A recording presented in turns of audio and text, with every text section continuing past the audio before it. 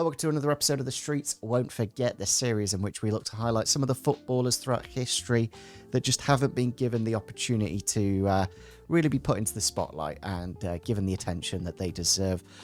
To be fair, this week's player, I think, he is respected. He does have that level of, yeah, he was really good, especially with the fans of the clubs that he played at, of course. He scored with both of his feet.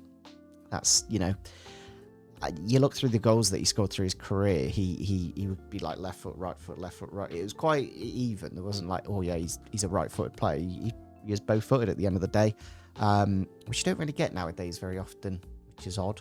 Not many players can do as well as one foot as the other. His biggest achievement in England was he was an FA Cup runner-up, and that's it. That's all he did in England. He has some awards away from England, but in England, that's all he had. His total transfer fees, 50 million euros. Well, it's 700,000. Well, we'll round it up to 50 mil. Do you know what I mean? Let's not take the mick. Throughout his career, he had 5 different loans to 5 different teams, which we'll come to shortly. He actually wore the number 9 for his national team once, so he's a solid player. Must have done well to get the number 9. This player only got 4 caps for Spain. This player's 31. He doesn't have a club currently, but it might be the end of his career, and that's a little bit sad. From the 5 loans that he did have, he moved to the team permanently for 3 out of the 5 teams. The other 2, he just had loans there. So it's a bit of an interesting career. Starting off with Barcelona B, then he went to, obviously, through La Masia. I think this might give it away, to be honest. As soon as we get to the next team after Barcelona, which will be Everton, he went on loan, 26 games in 2013-14. Then he went to Sevilla. Then he went to Everton as a permanent signing, to AC Milan on loan. Then he went back to Barcelona, which I think they had a buyback clause of some sort. Then he went to Watford on loan, which then Watford bought him at the end of that loan. And then he went to Udinese on loan, which is basically what Watford, the end of his career here. It's basically the same thing, Udinese and Watford, but just in a different league. And then he finished it off at Udinese, of course. The player for today's episode is Gerard Deulofeu, a player that is just so unique and so flamboyant, and obviously he wore the number 9 for Spain, so he's clearly got the quality, and he's one of them that he does fall under the Streets Won't Forget, and I think he has been highlighted in edits and videos and stuff, but I just thought he's somebody that I'd want to do a video on. If you're an Everton or Watford fan, you'll know how good he was. He was that player that would just, I don't know, create something out of nothing, which isn't easy. There's definitely players that are somewhat like him, just kind of a flary winger of sorts. But I just feel like he's been in a bit of a difficult situation recently. I don't know if people are aware, but he left Udinese in January after having an ACL injury. And it's just kind of sad. It's sad to see because he's only 31 currently. So he's still got another, 3-4 years left in his career, realistically. But it just doesn't seem like anyone's going to be looking to pick him up now with that ACL injury for the last few couple of seasons at Udinese. And it's that thing in football. There's so many players that have just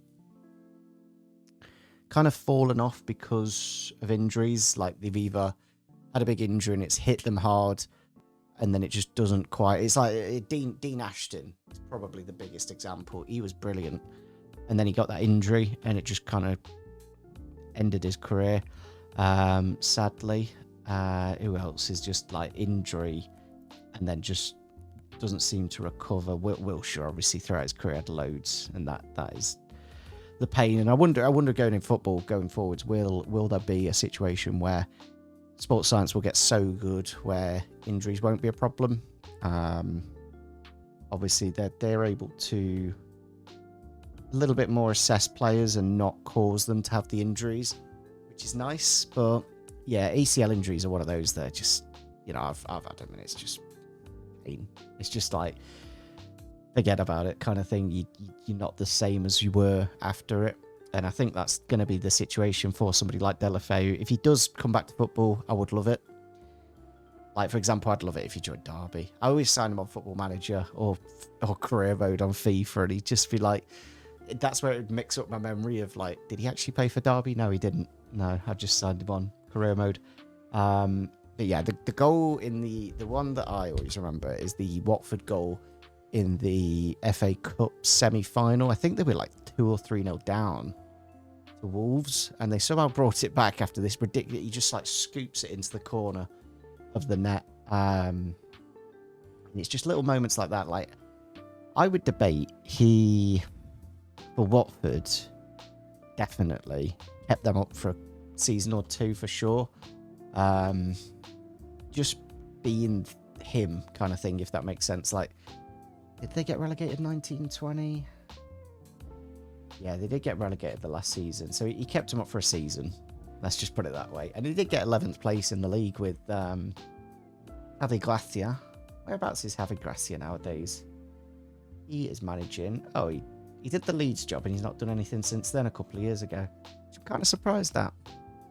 Rated him at Watford. But yeah, I do always wonder with somebody like Deulofeu, what if he didn't go to Watford when he did, which he had a good stint at, don't get me wrong, but what if he went to a bit of a bigger team, and he wasn't stuck in this Watford Udinese cycle for the last 5-6 seasons? You know, if he got signed, I'm trying to think of a good example of a team during that era, like a Tottenham. I think Tottenham would be a good choice for him, something like that towards there, just to kind of give him, I don't know, a little bit more opportunity in Europe. He did win the Europa League with Sevilla in 14-15, which is nice. He did also win La Liga with Barcelona in the season that he did come back, so clearly had some effect, which is nice to see.